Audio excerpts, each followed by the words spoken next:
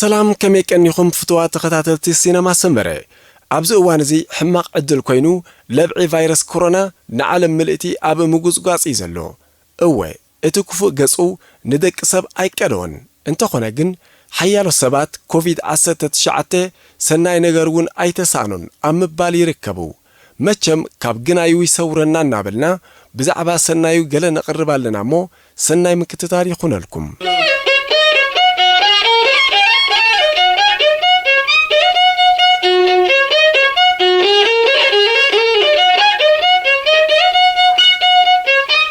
سمايات يوحانن كالوتن تقلعو متربات كتما فينيسي عساتاتن مايدرهن كنساففلو جميروم نبرتني حيالو كتماتات عالمنا لومي كمز تولد قلعة كواخبتن ورحن مرأي حديثوهم عن كعريروم يمسات اللو عبقال كتماتات نتن عمتات أفيتهم تجتيرو إنها اللوي جعفو كريئو زي كالو سمايتك أسنساتات لكع كم قاشا كنديد عينوح النابلو كقرمو ترأيهم إذا لقاس تفطرو كساب كندزيو تغيرو نيرو بسر تكبار دك ساب زي سانو كرما لبعي فيروس كورونا كقلعو جمير اللو حدا كابتي اب تويتر تزرقي حزلو صحف تعذبتي تثبيت زي تقبر لصلوا تفطرو نهله بمتربات فينيس زو حزماي نفلما اوان حقيق مسيل اللو عساتات كنرئيوم كيلنا مايدرهو داغماي ناب سفرن تمليسن اللو زبليو نفرتي فينيس عد طليان انترفو برسحات زتقره ماي مترب نصوح ماي كاب زي ريو 10 عامتات حليفيو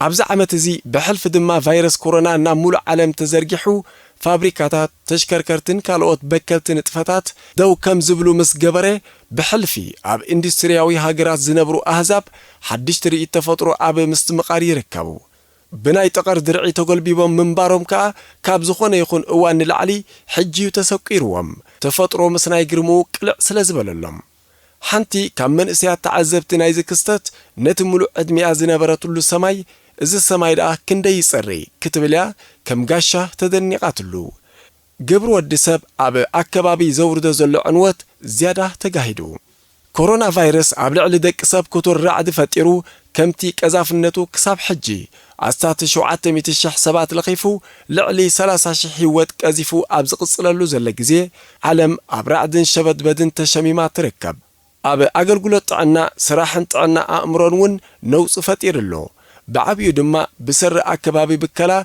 عمتاوي كبابي 7 مليون سبات كموتو صنيحميم اتو بزح زي زربولو جنكا وسان نجر عم نفس وكفني حنتي ديجري وسخ مقط عالمنا اتقلال اتوت نازرت عالمنا ب10 مئتاويت يقدل مهلاويو كوفيد 19 تنبار ولو كهيوت اشحال سبات يقذف انتهالوه بكلا اكبابي اب مقناس ابترا تصاويتو يركب بروفيسور كورين ليكور كاب يونيفرسيتي مبرق انجليا قلولا فيروس كورونا انتو حدا 3 و 4 ورحن تصنيحو برقص عبي مقدال بكلا كرئينا يبلالو انت خناقن كمزي زبلا كستت نفلما اوانا يكونن اود سبا قاطيمو ابز حلفو عامتاتن موائلاتن كم ايبولا غنفع سارس ويستنيل كمون زيكا فيروس زوسد وسيدوم حالفهم اما بال10 4 كفله زمن زتخست صلي موت اوروباويان تسغيرو 9/11 تبايلو زفلت هندبتاو متقعتي ابلع لامريكاون درجه ترسعو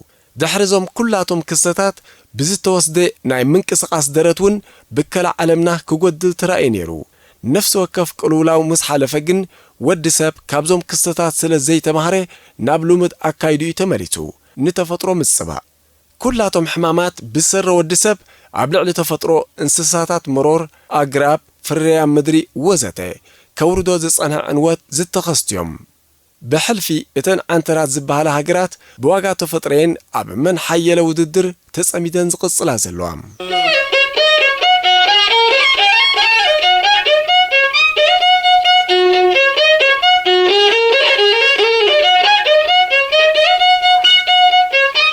ودسب اقلب زي بلو منقدي نتفطرنا عنوي نزام تشيت عالمنا سب كنبرلا ناب زي كيلسي او القيره اب مغيا يزلو يزمسل آرون برنستين كبيت مرتط عنا هزبي هارفارد أمريكا بسنك عنوات تفتراو بوتاتات انسساتات مرور ابتقاسب نخنبرو تدريخهم اللو لوطي كونتات ايرون كبوتا نابوتا نخنقساقسو يجددهم اللو إذا دما ناي قربا ركب ود سبن انسسا مرورن بمسفاح ንሕማማት የቃልዕ ኣሎ ይብል። ብዚካዝ እውን እንስሳ ዘገዳም እናተሃድኑ ናብ ዕዳጋታት ይወርዱ ብምህላዎም ኣብ ምምሕልላፍ ሕማማት ጠንቂ ከም ዝኾኑ ይግለጽ። ዝበዝሑ ካብዞም ተላባዕቲ ሕማማት ካብ እንስሳ ናብ ሰብ ዝተመሓላለፉ ብምዃኖም ብሕጂ እዋን ጽላሎት ሓደጋ ምህላው ከይኣመተ ኣይሓለፈን። ፕሮፌሰር አንድሪው ካኒንግሃም ኮቪድ-19 ትጽቢት ዘይተገብረሉ ሕማም ኣይኮነን። ምኽንያቱ ካብ እንስሳታት ክመጹ ዝኽእሉ ተለባዕቲ ሕማማት ንጥዕና ወዲ ሰብ ሓደገኛታት ምዃኖም ክእመት ስለ ዝጸንሐ ክብል ይዝከር። ወዲ ሰብ ኣብ ዝቕጽል እዋን ናይ ባህሪ ለውጢ ክገብር እንተዘይክኢሉ ካብዚ ዝገደደ ከም ዝስዕብ ከኣ የተንብህ። ግሎባዊ ሕማማት ኮቪድ-19 ግን ክንየቲ ግን ኣይሸነኹ ንተፈጥሮ ከም ዝቐደወዩ ዝንገረሉ ዘሎ። እወ ተፈጥሮ ኣነ ነዚ እመስል ክብል ዝደለየ ክመስል ሰማያቱን ማያቱን አንጽሂው ዝረሓቑ ፍጥራት ባሕሪ መሊሱ ሕመት ዝተኸድነ ኣየር ኣልዩ ግሩም ትርኢት ኣብ ምቅላዕ ይርከብ። ቫይረስ ኮሮና ንደቂ ሰብ መርገም ንተፈጥሮ ምረቓ ዝብሉ ሰባት ምቅልቃሎም ከዓ ብዘይ ምኽንያት ኣይኮነን።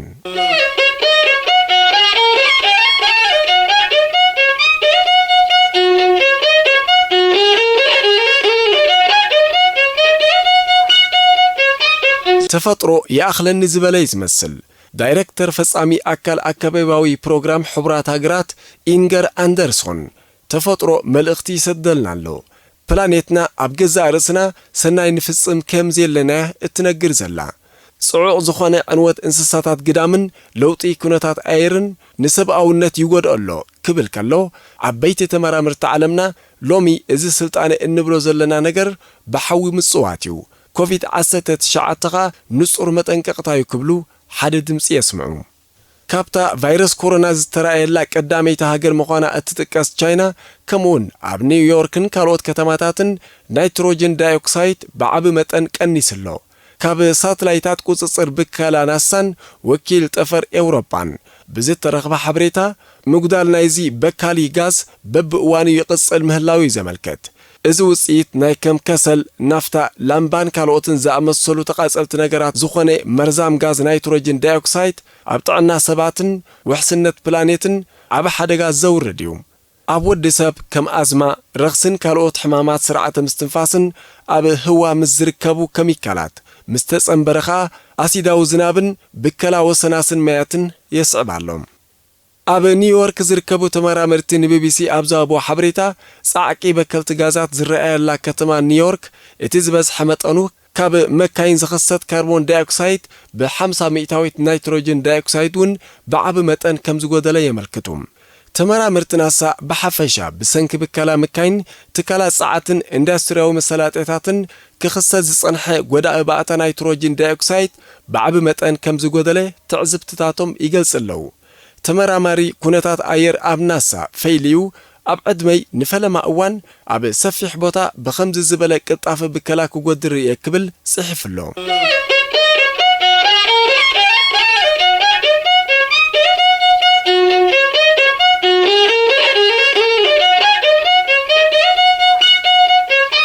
ኮቪድ-19 ዝተራእየላ ቀዳመይቲ ከተማ እትበሃል ውሃን ሰማያ ብጎዳእቲ ባእታታት ተገልቢቡ ከም ዘይጸንሐ ናብ ሰማያዊ ጸሪሎ። እዚ ኣብ ውሃን ዝጀመረ ኣገራሚ ምጉዳል ናይትሮጅን ዳይኦክሳይድ ብኡንብኡ ናብ ካልኦት ከተማታት ተዘርጊሑ። መጠን ብከላ ውሃን ኣብ ዝሓለፈ ሰሙን ብ25 ሚእታዊት ወሪዱ።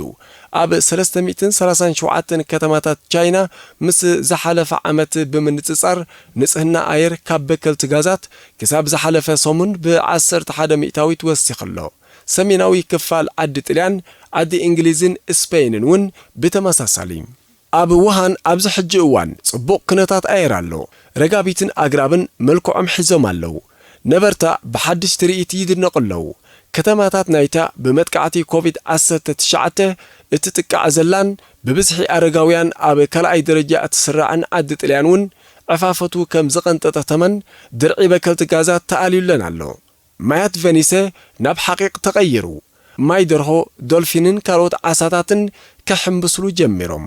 ነበርታ ኣብ ገማግም ኮይኖም ጽባቐ ፍጥረታት ባሕሪ ክርእዩ ዝበቕዕሉ ኣጋጣሚ ረኺቦም።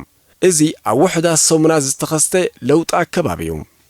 ተፈጥሮ ክሳብ ክንደይ ብባህርን ኣነባብራን ደቂ ሰብ ብቕልጡፍ ከም ዝቕየር ኣርእሎ።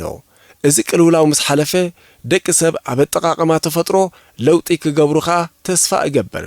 እዚ ሓደ ካብ ወሃብቲ ርእይቶ ዝበለ እዩ።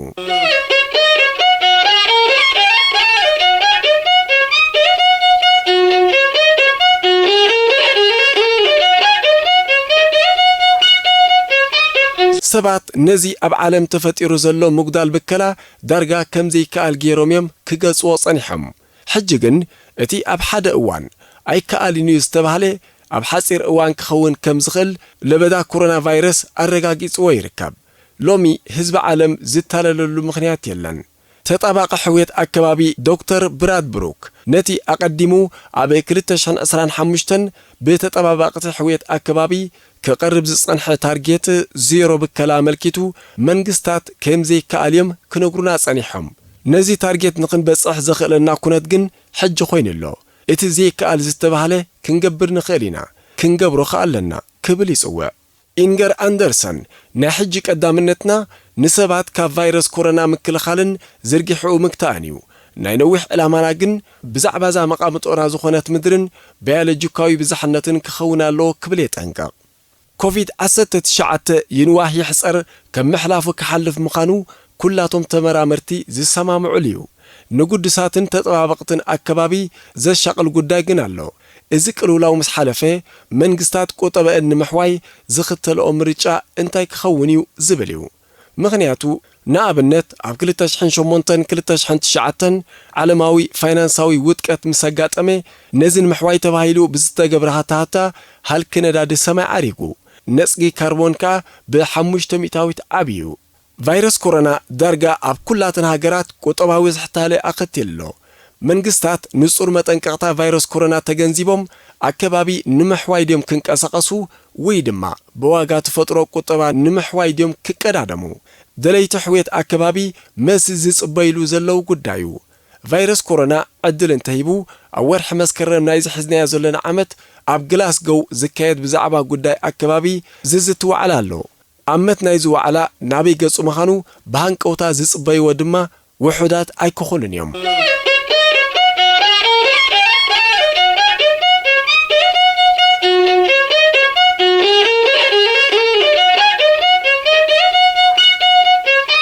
እቲ ካልኣይ ምርጫ እንተተወሲዱ ዓለም ካብ ዝንኔው ክትጻወር ስለ ዘይኮነት በቲ ልሙድ ኣካይዳና ክንቅጽል ኣይንኽእል ኢና ክብልዮም ተመራመርቲ ዘጠንቅቑ ዘለው።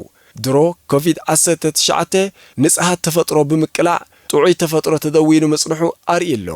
እቶም ሰማያቶም ክርእዩ ብምብቅዖም ተመስገን ዝበሉ ዜጋታት ዳግማይ ከዋኽብትን ወርሕን ክኽወልዎም ዝደልዩ ይኮኑን።